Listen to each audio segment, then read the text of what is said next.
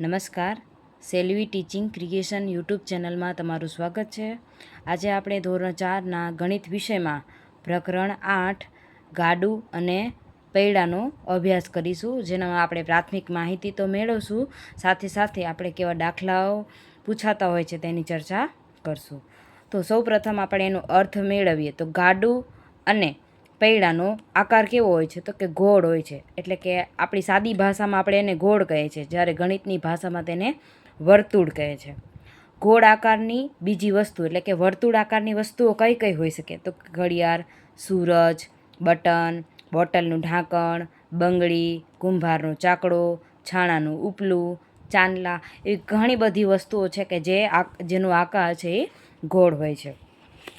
તો ગોળ વસ્તુનો આકાર દોરવા માટે આપણે શાનો ઉપયોગ કરીએ છીએ? કઈ કઈ વસ્તુઓ છે કે જેનો આપણે ઉપયોગ લઈએ કે જેનાથી આપણે વર્તુળ આકાર દોરી શકીએ છીએ?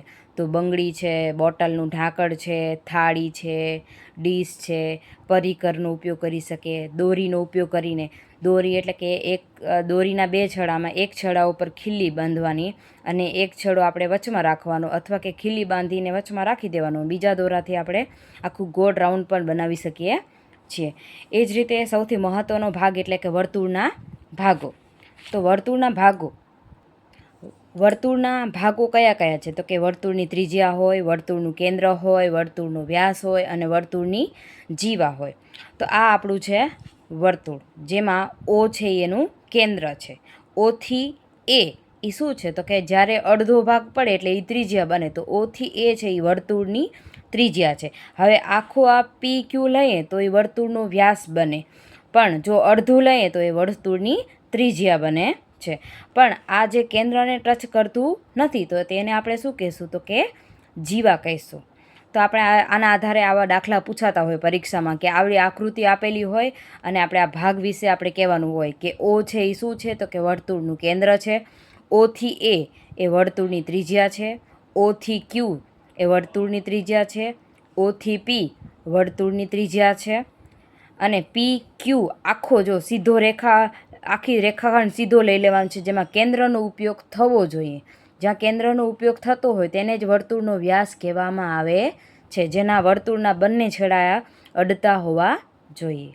એવી જ રીતે એમએન જે વર્તુળના કેન્દ્રને બિલકુલ સ્પર્શ કરતો ન હોવો જોઈએ, તો તેને આપણે કહેશું જીવા. તો આપણે જો ત્રિજ્યાની વ્યાખ્યા જોઈએ તો વર્તુળના કોઈ પણ બિંદુ સાથે કેન્દ્રને જોડતા રેખાખંડની લંબાઈને વર્તુળની ત્રિજ્યા કહે છે. આ આપણું છે વર્તુળ, જેનું કેન્દ્રને જોડતા રેખાખંડ, આ આખો સીધો શું બને છે? રેખાખંડ બને છે, જે વર્તુળની લંબાઈને એટલે કે છેડાને સ્પર્શે છે, જેને આપણે ત્રિજ્યા કહેવામાં આવે છે. એવી જ રીતે વ્યાસ, વર્તુળનો વ્યાસ કોને કહેવાય તો કે વર્તુળનો વ્યાસ ત્રિજ્યાનો બમણો હોય છે. ત્રિજ્યા એટલે કે જે અડધો ભાગ છે, અડધા ભાગનો ડબલ કરીએ એટલે 2 ગુણ્યા ત્રિજ્યા કરીએ એટલે આપણે વ્યાસ મળે છે. તો ચાલો આપણે એના દાખલા જોઈએ કે જો અહીંયા ત્રિજ્યા છે, આ સાઈડ છે એ વ્યાસ છે. જો 7 સેમી ત્રિજ્યા આપેલી હોય તો તેનો વ્યાસ શોધવાનો છે. તો હવે વ્યાસ શોધવા માટેનું સૂત્ર તો ખબર જ છે કે આપણે એને બમણો એટલે 2થી ગુણાકાર કરશું તો 2 ગુણ્યા 7 એટલે 2 સત્તા 14 થશે. એવી જ રીતે જો 18 સેમી વ્યાસ આપેલો છે તો વ્યાસ છે એ આખો હોય છે, તો એનો અડધો કરીએ તો આપણે ત્રિજ્યા મળે, એટલે 18 ભાગ્યા 2 કરીએ એટલે કે આપણે 9 દુ 18 એટલે 9 સેમી મળશે. એવી જ રીતે 5 સેમી ત્રિજ્યા કરીએ તો આપણે એને 2થી ગુણાકાર કરીએ એટલે વ્યાસ મળે છે. સેમ 22 સેમી વ્યાસ છે તો એના અડધા કરીએ એટલે આપણે 11 સેમી વ્યાસ મળે. હવે આમાં પોઈન્ટમાં પણ આપણે જવાબ મળી શકે છે.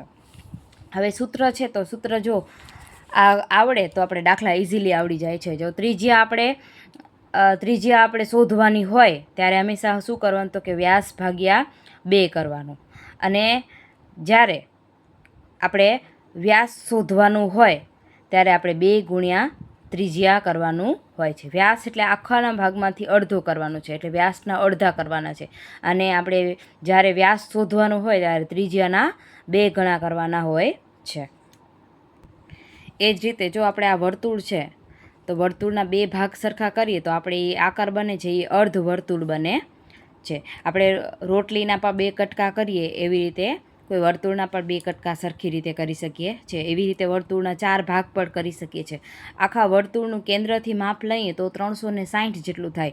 હવે આપણે 4 સરખા ભાગ પડે તો ત્યાં ખૂણા પડે છે, એ બધા ખૂણાનું માપ 90 જ મળે છે. આપણે વર્તુળના ભાગ કરી શકીએ છીએ જો કેન્દ્રથી ઘણા બધા ભાગ કરી શકીએ છીએ.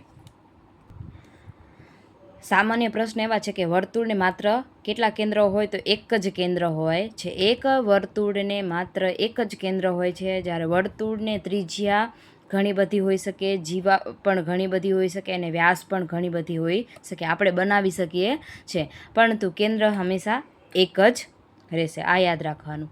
જો તમને વિડીયો પસંદ આવ્યો હોય તો ચેનલને લાઇક, શેર અને સબસ્ક્રાઈબ કરવાનું ભૂલતા નહીં.